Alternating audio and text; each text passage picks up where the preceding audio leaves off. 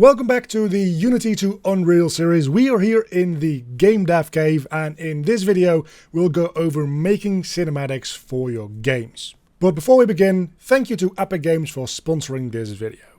I'm over here in Unity, and in the FPS sample map I've made this quick little cutscene here to introduce the boss fight. So if we go over here to the game view, we can just play this through, and it's just a little bit of a circular motion around this boss character to introduce him and really make him feel a lot more important than any of the other enemies. So how do we do something like this in Unreal Engine? Well, Unreal Engine actually has a bunch of very powerful and actually very easy to use tools to make this exact type of thing. So let's go over the basics of how to set up an animation sequence like that. The first and most important thing is to make the level sequence assets. So you can right click anywhere in your content browser, and then if you go up to cinematics here, we have the level sequence, and I'll just call this tutorial sequence. If we then double click this, we open up the sequencer window. And here we can animate pretty much whatever we want. Maybe what we want to do is we want to move these around a little, and we want to hand animate these because it is important for the story that we're telling. You can come over here and find the rocks in your outliner, and what you can do is you can just drag and drop them into your sequencer, and now you have a track for this object. Alternatively, what you can do is, if you know what your object is called that you want to add, you can come up here to the left hand side in the sequencer itself, and you can add an actor from your level to this sequencer. And as you can see, you can do a whole bunch more. You can load recorded data, you can add folders for like structural purposes, of course, and you can add different camera cuts. You can even add a time dilation, having your slow-mo effects baked into the sequence itself. And one thing that I personally very much like is the event track, because with this, you can actually trigger code from a sequencer timeline, which can be very, very powerful, either for gameplay purposes or again for a more organic procedural kind of workflow if you're working on cinematics. For now, let's stick to the stone that we have here, and in here you can animate pretty much any property that you want about it. By default, it gives you a transform track. Of course, that's mostly what you're going to be animating, but for now we can just add a keyframe here. We can move forward, let's say about 30 frames actually. We have a timeline that is 30 frames per second here. This isn't actually the playback frame rate necessarily. This is mostly just for you as the animator to have a reference as to like how long a second is. Because of course, if we're playing this back in real time in Engine and the game is running at 120 frames per second, it's going to smoothly interpolate everything. It's not going to be baked down to 30 FPS necessarily.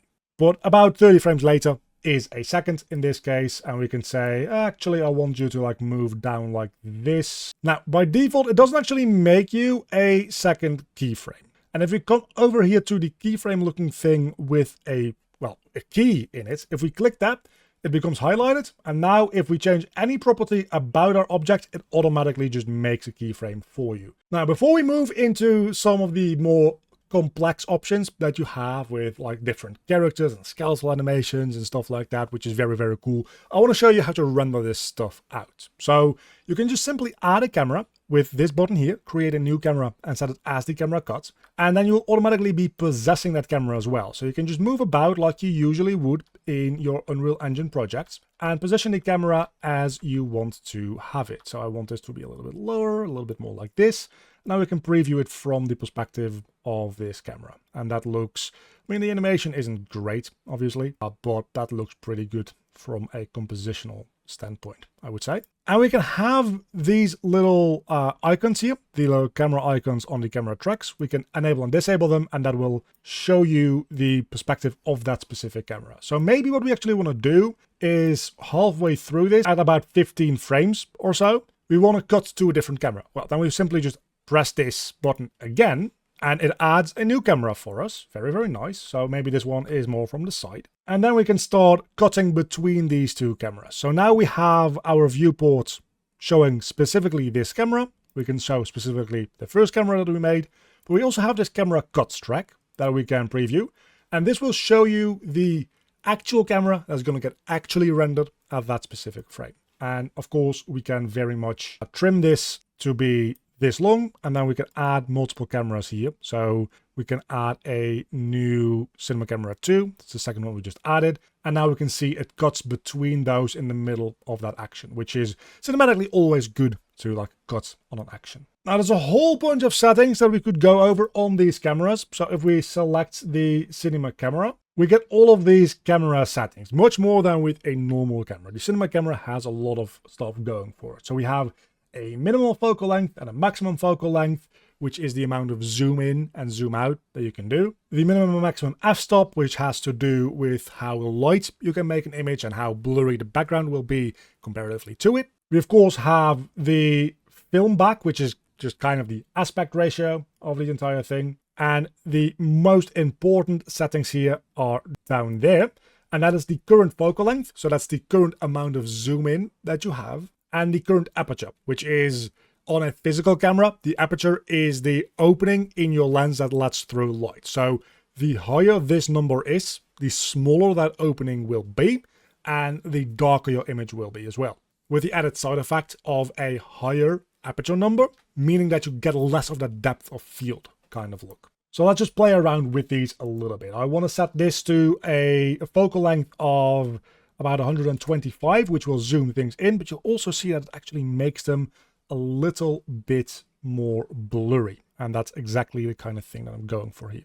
So let's possess this camera so that we can move it back a fair bit. And then I'm going to set the aperture in this case to 1.2, which the auto exposure means that there's not a lot of visual difference in the exposure, but there will be a little bit more depth of field. Matter of fact, if I set this to something like 8, you can see everything is very, very sharp all of a sudden. But for that more cinematic effect, you want that background blur, obviously. And of course, if we look here at the left-hand side in the sequence itself, both of these values are also animatable, so I can pull this up and you can see things become more sharp and they become more blurry as well. And the same thing with the zoom in and zoom out, obviously. Now we can set our focal distance manually, and our focal distance is, well, the distance at which our image will be shot. But this can be kind of a little bit of a pain to find the right value for. Well, we found it right about there. But an alternative way of doing this, especially if you don't want to hand animate it, you can come up here into your focus settings and you can just get your manual focus distance by picking the location of a specific object in your scene. And now we have a very basic cinematic of a rock falling down. Once you're happy with your animation and you have something that's a little bit more deep than what I have right here, you can click on this render this movie into a video or an image frame sequence. And that gets you the movie render settings. We have an image output format. By default, that's set to AVI. You can render this as an EXR sequence, which is a very high definition raw image sequence, a JPEG image sequence, and then we've got a PNG, which is not a raw format, so it's not as big. And if you're going to be rendering this as an outputted movie sequence, the frame rate here does actually take over the frame rate that you have on your timeline. So there it is actually relevant. If you play this back in real time, it just takes in whatever frame rate your game is running at. But if you want to render it out, this does suddenly become a lot more relevant. But you can also use still a custom frame rate instead. So if you want to have it be more cinematic, you can render it at something like 24 frames per second. If this is something like a gameplay trailer that you're rendering, you can just render it at 60 or maybe even 120 to 40 FPS if you wanted to. And of course, we also have different resolutions. We can render something up to 4K or even custom. We can go beyond that. Now, if you're pre-rendering something, making sure that cinematic mode is on is usually a good thing, because that is one of the most powerful things that you can do here. Unreal Engine has a cinematic mode that you can use for its graphic settings. And this cinematic mode isn't really meant for the most part to be used in real-time gameplay, but it can be used to see what your renders are going to look like. So if I change this to cinematic mode, you will note that it is going to instantly look just so much better, especially the depth of field. You can definitely start telling like, oh, the depth of field for this camera was a little bit off. And this will be the image quality that we get when we output into a image sequence. I'm going to set this back to medium, otherwise my PC is going to melt down because I'm also recording this video at the same time. And then I simply can say I capture movie. It wants me to save some of the changed assets, and then you can see it will start previewing your render here in the top left corner once it's done compiling the shaders and all that stuff. And once we have that render finished, you can see we have this entire sequence of PNG images that you could, in theory, put into any like editing program or whatever. You can do whatever you want with it. I'm just going to like real quick like skim through them, and you can see it effectively just creates an animation that way as well. Now that is the most straightforward and just ready to go type of exporting for a render that you can do, but you can actually get a lot more into detail with things. So if we go up here to our plugins, if you don't have that, you can come up here into tools and then just enable the plugins. That will give you this window, and we can look for the movie render queue plugin. We'll need to restart the engine, and once we have done that, we will have enabled a lot more options to play around with. Now that the plugin has been enabled, if we click on this, we can choose between the movie render queue, which is going to be our new default if we just click on the icon itself, or we can still just use the movie scene capture legacy, which is the thing we were using before. But for now, we're going to be using the movie render queue. This allows you to queue up multiple scenes to render back to back to back to back. So if you have a bunch of different scenes and different maps with different settings that need to be rendered, you can all line them up here, set them to start rendering, and just go have your lunch. Or let them run overnight if it is a lot of them. So for the most part, we can just kind of render them out, but we have a bunch of options in the settings. So if we click on this unsaved configuration, we have a couple of default ones like a JPEG sequence or a deferred rendering,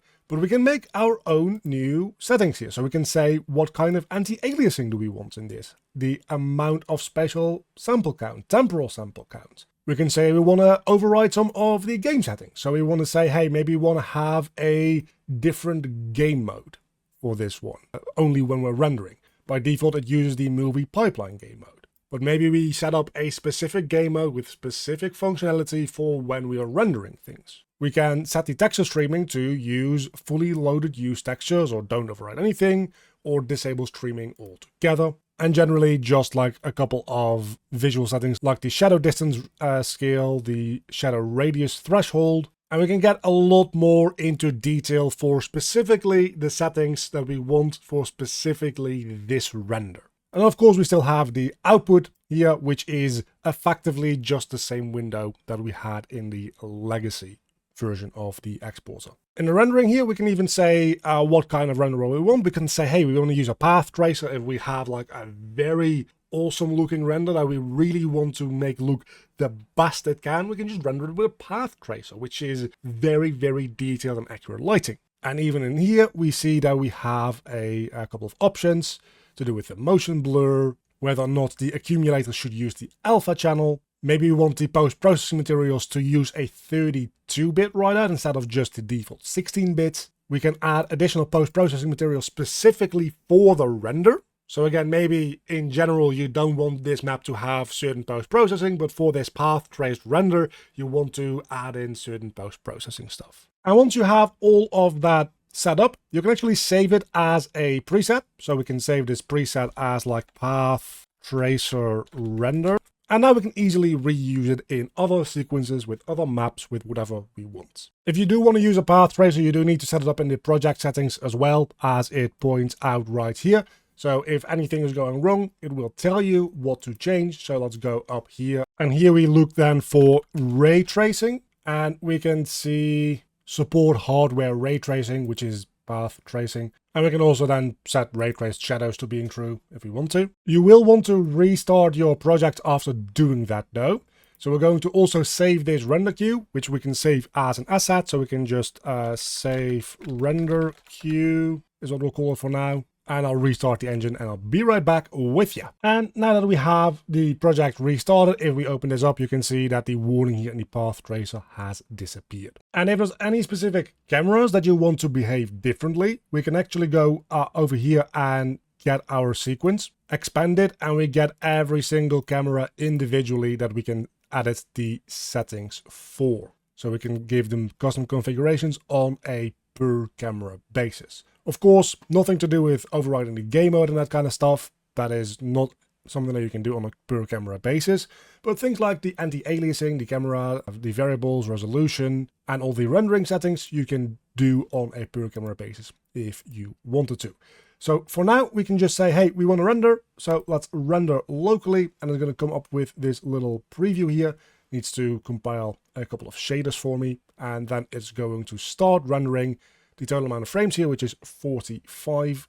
It's going to take a little moment to get started, and we get this low quality preview. Once this is done rendering, we'll have a higher quality version of it to look at. And you can now see that we have a bunch of new images here with our path tracer settings for the renderer.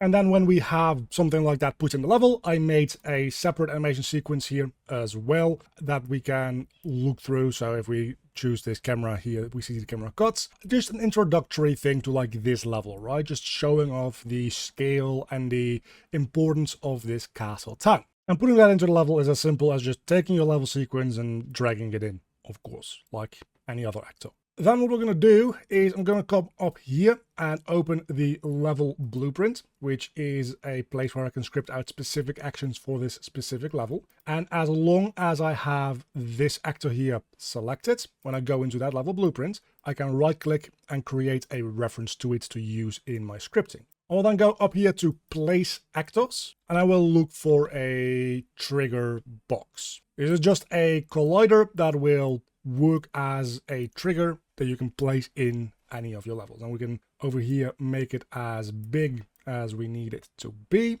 So something like this should be good. Let's make it a little bit taller as well. And much the same way, if I now with this selected go into my level blueprint again, I right click, I can create a reference to it, but because it's a trigger box, we can also actually add events related to it. So I'm going to add a collision event with on actor begin overlap. And this will trigger whenever we overlap that specific trigger box.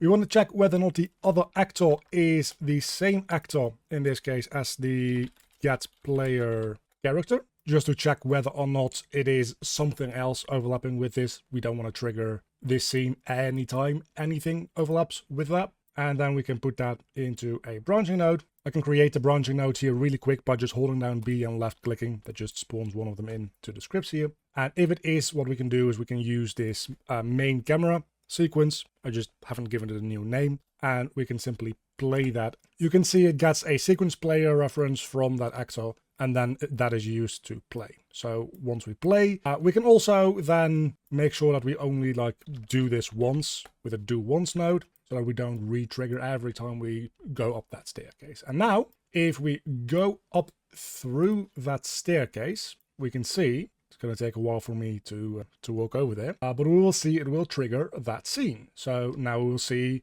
the introductory scene here for this level. And once we are done playing this, we are back here on the staircase. And now if we go through this again, because of the do once node, it's not going to trigger over and over and over and over again. Now, if you have a lot of these triggers, it might be advisable to make a specific blueprint out of this instead of doing it all through your level blueprint. And you can fairly easily do that by just making a new blueprint class. It can just be of type actor, and we'll call this BP scene trigger. And this will do more or less the same thing. We'll add a box collision to this. And then in the event graph, what we'll do is we will check if the other actor is equal to get player character. And if it is, we do once, and then we want to play a sequence. In order to do that, we can make a variable here, something like sequence to play. And then for the type, we will look up level sequence actor. We'll expose that to be edited on a per instance basis.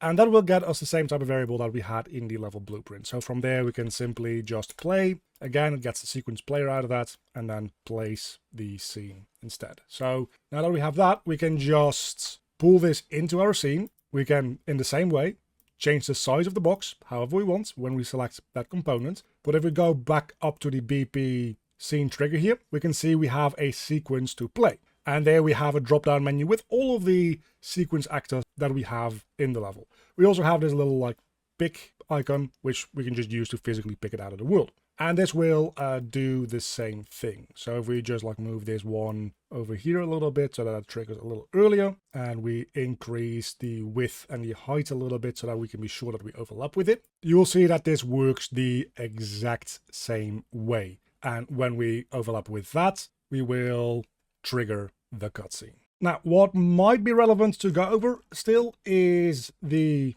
sequence actor. Has a bunch of settings here, like autoplay, whether it should loop or not. I think that's all pretty self-explanatory. One thing that you may want to enable here is disable move input and disable look inputs, because you don't want to be able to like look around, have a different camera perspective all of a sudden at the end of the cutscene, or even move around while the cutscene is playing. If you're doing it with a blueprint here, another easy way of doing it is before we play, we can just get the player character again and get the player controller, both of these, and we can simply disable the inputs on the player character. And then from the sequence player, we can type in a sign on finished. So when this sequence finishes playing, it will then fire this other custom event, and that will simply re-enable our input instead.